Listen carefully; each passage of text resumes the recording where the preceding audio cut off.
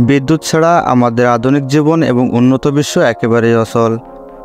অন্ধকারে আলোকিত করা থেকে শুরু করে যোগাযোগ ব্যবস্থা, চিকিৎসা সেবা, যন্ত্রপাতি পরিচালনা, পরিবহন ব্যবস্থা এবং কলকারখানার কার্যক্রম সহ প্রায় সব কিছুই বিদ্যুতের উপর নির্ভরশীল। কিন্তু কখনো ভেবে দেখেছেন এই বিদ্যুৎ আবিষ্কারের পিছনে কতটা প্রচেষ্টা এবং রহস্য লুকিয়ে আছে? আজকের এই ভিডিওতে বিদ্যুৎ আবিষ্কারের ইতিহাস এবং এর রহস্য নিয়ে আলোচনা করা হবে। বিদ্যুতের আবিষ্কার কিন্তু কোনো একক বিজ্ঞানীর হাতে হয়নি, বরং এটি বিভিন্ন বিজ্ঞানী ও গবেষকদের যৌথ প্রচেষ্টার ফলাফল। বিদ্যুৎ সম্পর্কে মানুষের প্রথম ধারণা শুরু হয় খ্রিস্টপূর্ব 600 সালের দিকে। গ্রিক দার্শনিক থ্যালিস অব মিলেটাস লক্ষ্য করেন, যখন রেশমের উপর কাঁচ বা অন্য কোনো কঠিন বস্তু ঘষা হয়, তখন তা ছোট ছোট কাগজের টুকরোকে আকর্ষণ করতে শুরু করে।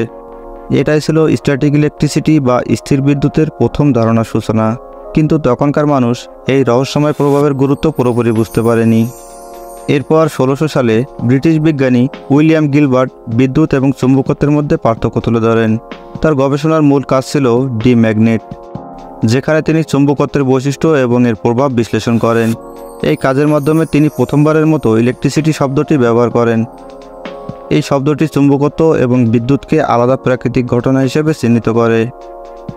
1752 সালে বেঞ্জামিন ফ্রাঙ্কলিন ধারণা করেন যে বজ্রপাত একটি শক্তিশালী বিদ্যুৎ প্রবাহ, এবং এটি কিভাবে কাজ করে তা প্রমাণ করার জন্য তিনি একটি ঘড়ির সাথে ভেজা সুতা এবং একটি লোহার চাবি সংযুক্ত করেন। ঝড়ের সময় বেঞ্জামিন এই ঘড়ি আকাশে ওড়ানোর চেষ্টা করেন। বজ্রপাত ঘড়ির সংস্পর্শ হলে ভেজা সুতার মাধ্যমে বিদ্যুৎ প্রবাহিত হয়ে লোহার চাবিতে পৌঁছায় এবং তিনি একটি শক অনুভব করেন।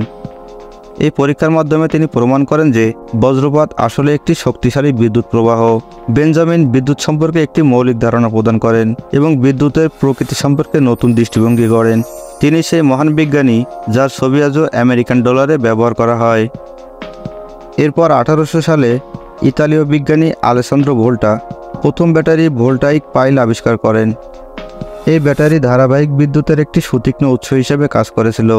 ভোল্টার ব্যাটারি বিদ্যুৎ সঞ্চালনের একটি নতুন যুগের সূচনা করে, যা বিদ্যুৎ সরবরাহের ক্ষেত্রে এক মৌলিক পরিবর্তন আনে। ভোল্টার এই আবিষ্কার বিদ্যুতের ইতিহাসে একটি প্রধান পদক্ষেপ ছিল, যা ডাইরেক্ট কারেন্ট বা ডিসি সিস্টেমের সূচনা করে। 1820 সালে ডেনিশ বিজ্ঞানী হান্স ক্রিশ্চিয়ান ওয়েস্টেড একটি পরীক্ষার মাধ্যমে প্রমাণ করেন যে বিদ্যুৎ প্রবাহ একটি চুম্বকীয় ক্ষেত্র সৃষ্টি করে। তিনি একটি বিদ্যুৎ প্রবাহিত কন্ডাক্টরের চারপাশে চুম্বকীয় প্রভাব পর্যবেক্ষণ করেন। তার এই আবিষ্কার বিদ্যুৎ ও চুম্বকত্বের মধ্যে সম্পর্ক সৃষ্টি করে এবং ইলেকট্রোম্যাগনেটিজমের ধারণা প্রতিষ্ঠা করে, যা বিদ্যুতের নতুন নতুন ব্যবহারের সুযোগ তৈরি করে। 1831 সালে মাইকেল ফ্যারাডে ইলেকট্রোম্যাগনেটিক ইন্ডাকশন আবিষ্কার করেন। তিনি দেখান যে একটি কুণ্ডলীর মধ্য দিয়ে চুম্বক ক্ষেত্র পরিবর্তন করলে বিদ্যুৎ উৎপন্ন হয়। ফ্যারাডের এই আবিষ্কার বিদ্যুৎ উৎপাদনের পদ্ধতি পরিবর্তন করে, যা আধুনিক যুগের ডায়নামো ও জেনারেটরের সূচনা করে। 1879 সালে Thomas Edison filament light bulb আবিষ্কার করেন, যা বিদ্যুতের মাধ্যমে আলো জ্বালানোর প্রথম কার্যকরী পদ্ধতি ছিল। তিনি বিদ্যুৎ সরবরাহের জন্য ডিসি কারেন্ট সিস্টেম ব্যবহার করতেন।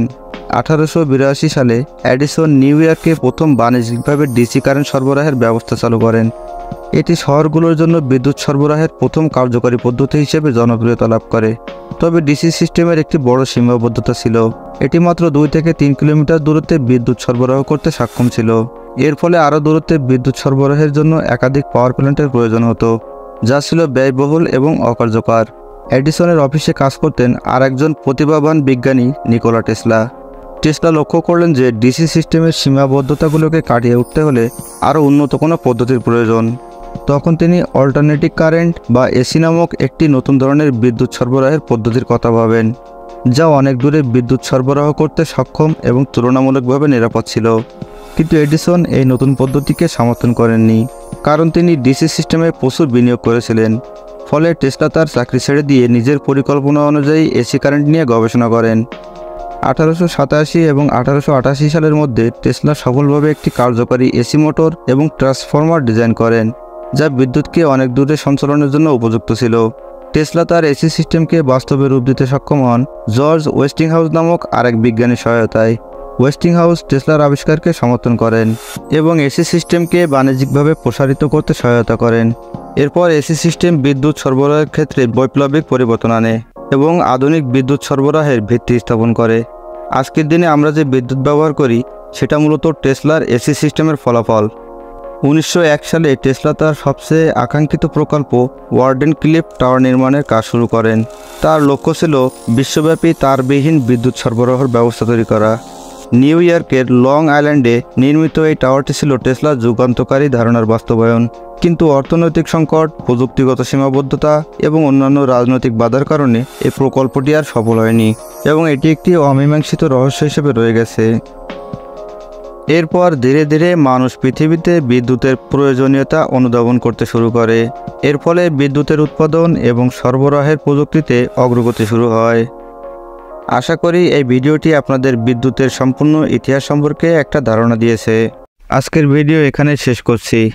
দেখা হবে পরবর্তী ভিডিওতে। সে পর্যন্ত সবাই সুস্থ থাকবেন, ভালো থাকবেন। ধন্যবাদ সবাইকে। আল্লাহ হাফেজ। আসসালামু আলাইকুম।